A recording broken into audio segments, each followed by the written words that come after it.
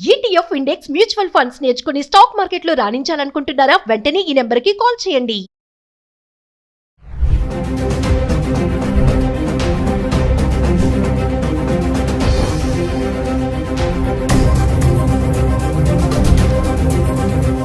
Hello viewers, welcome back to Suman TV. ప్రస్తుతం మనతో పాటు ఉన్నారు the great grand son freedom fighter Kanneganti Hanumantharao గారు, పిహెచ్డి ఇన్ అమెరికన్ స్టడీస్.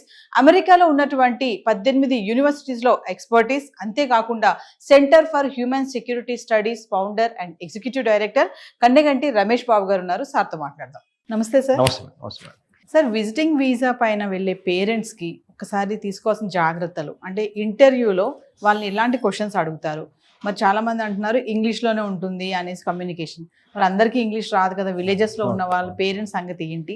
ఒక్కసారి దాని గురించి మాట్లాడుకుంటాం. అమెరికాలో ఒక మోర్ దాన్ 5.5 మిలియన్స్ అంటే ఒక 55 లక్షల మంది భారతీయులు ఉన్నారు. More than 5.5 millions. 1 మిలియన్ అంటే 10 lakhs, 10 లక్షలు. 55 లక్షల్లో మన ఆంధ్ర తెలంగాణ రాష్ట్రానికి సంబంధించిన వాళ్ళు సగము అని కొద్దిగా పైగా ఉన్న ఆశ్చర్యపోవద్దు. సో ఇలాంటి తరుణంలో ఆంధ్ర తెలంగాణ రాష్ట్రాల నుంచి ఎంతోమంది ఉన్నత విద్యను అభ్యసించి H1B వీసాలు కానీ, టూరిస్ట్ వీసాలు కానీ, విజిటింగ్ వీసాలు B1 B2 కానీ ఇలాంటివి తీసుకొని అమెరికా వెళ్తూ ఉంటారు. మరి అమెరికాలో ఉన్న కొడుకుని కూతుర్ని చూస్తానికి, లేకపోతే అమ్మాయి ఏదన్నా డెలివరీకి వెళ్తే హెల్ప్ చేయడానికి గ్రాండ్ పేరెంట్స్ కూడా వెళ్తూ ఉంటారు. చాలామందికి మరి ఆంగ్ల భాషలో పట్టుండదు. హైదరాబాద్ వచ్చి యుఎస్ కాన్సుల్ జనరల్ ఫైనాన్షియల్ డిస్ట్రిక్ట్లో కానీ లేకపోతే వేరే కాన్సులేట్స్లో కానీ వెళ్ళి మరి వీసా ఆఫీసర్ ముందర నుంచున్నప్పుడు మరి ఇంగ్లీష్ రాదు కదా, ఎలా తప్పులో అని మాట్లాడితే వీసా రిజెక్ట్ అయ్యే అవకాశం ఉంది. కాబట్టి ఏంటి అనేది మీ ప్రశ్న. చాలా మీనింగ్ఫుల్, చాలా అర్థవంతమైన ప్రశ్న అండి.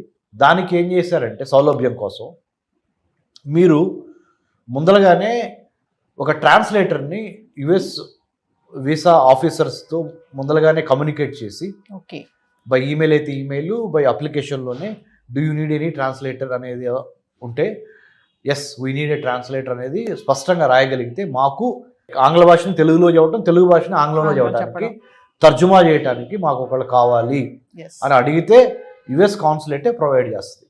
నెంబర్ 1.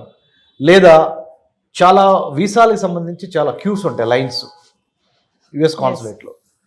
ఎవరైతే ట్రాన్స్లేటర్స్ అవైలబుల్ ఉన్నారో మనం మొదలుగా రిక్వెస్ట్ చేస్తే ఆ క్యూలోకి పంపించే అవకాశం ఉంది. రెండోది. మూడోది, మనం కూడా మన పేరెంట్స్కి మాట్లాడేది 4 మాటలైనా ఖచ్చితంగా మాట్లాడటానికి ముందలుగానే మనము ప్రిపేర్ చేయాలి. మానసికంగా మన తల్లిదండ్రులను కానీ మన బంధువుల్ని కానీ ఎవరైతే అమెరికా వద్దాం అనుకుంటున్నారో మనకు హెల్ప్ చేయడానికి వాళ్ళని ముందలుగానే మానసికంగా సంసిద్ధం చేయాలి.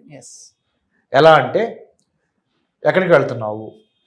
నేను పలానా మా అమ్మాయి దగ్గరికి లేకపోతే మా అబ్బాయి దగ్గరికి వెళ్తున్నాను. ఎన్నాళ్ళు ఉంటారు? ఎగ్జాంపుల్ 2025 జూన్ 1 నుంచి 2025 జూన్ 23 వరకు ఎగ్జాక్ట్ ఇన్ఫర్మేషన్ ఇవ్వాలి. ముఖ్యంగా ట్రంప్ ప్రెసిడెంట్ అయిన ఈ నేపథ్యంలో అమెరికాలో homeland security, department of homeland security 1000 కళ్ళతో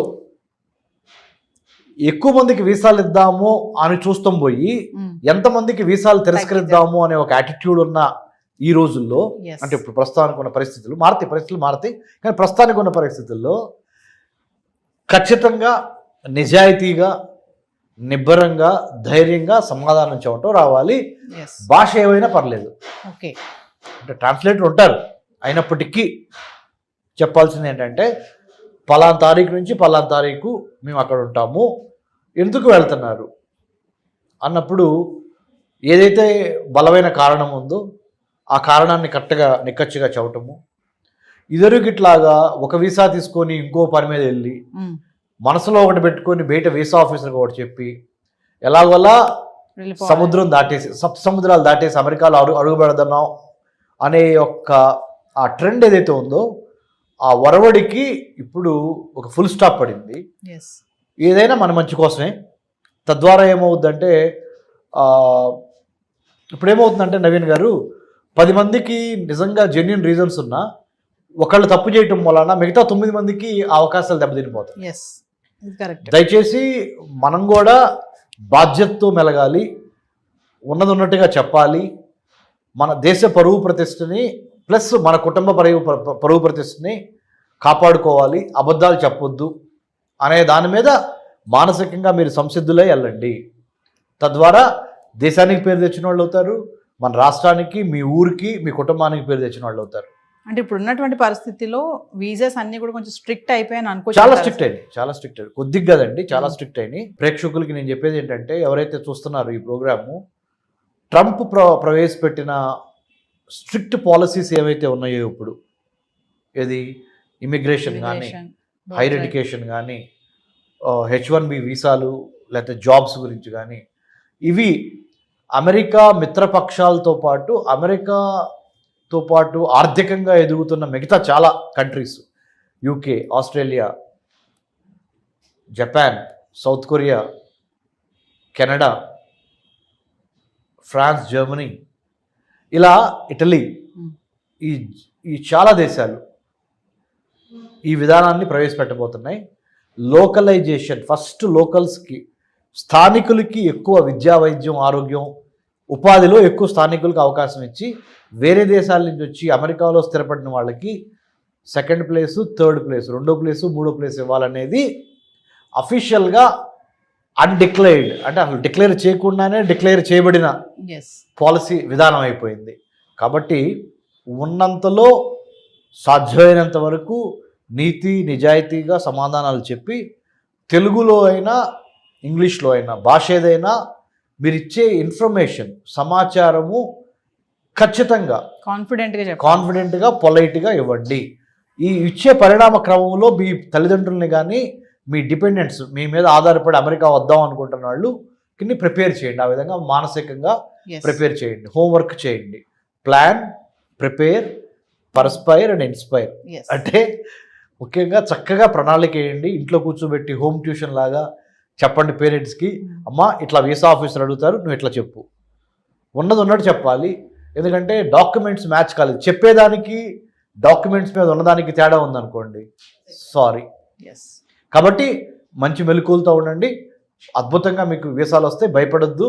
మీకు ఎటువంటి సందేహాలున్నా డాక్టర్ రమేష్ కన్నెగంటి నేను ఉన్నాను, మీకు సహాయం చేస్తాను. I did my PhD in American studies.